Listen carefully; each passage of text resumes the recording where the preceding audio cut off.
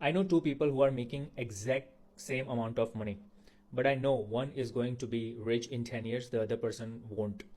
You know why rich people keep getting richer? Because of their initial investment. And the initial investment can be at any given point of time. So let me give you an example. Let's say if one person has invested $100,000 and the other person has invested zero.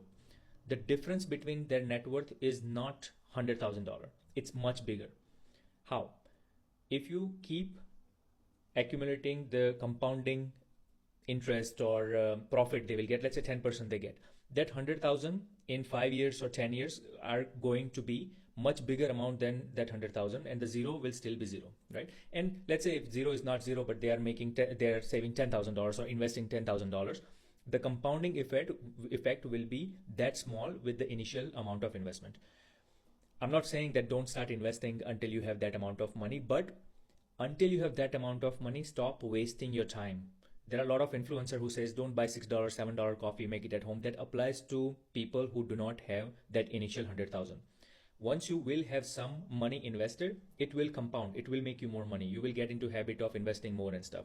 But the initial phase, if you don't cross, if you are careless until you make that much money, no matter what happens, you will never be rich. Why? Two reasons. One, the compounding effect will never happen. And second, you are never getting in that habit.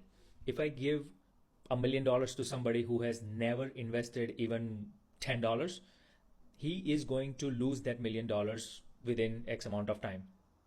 So to become that person who gets richer and richer, have two goals. One, invest continuously, and until you invest, let's say 100,000 is an arbitrary number, but you decide your number. Until that number reaches, don't do any stupid, spending.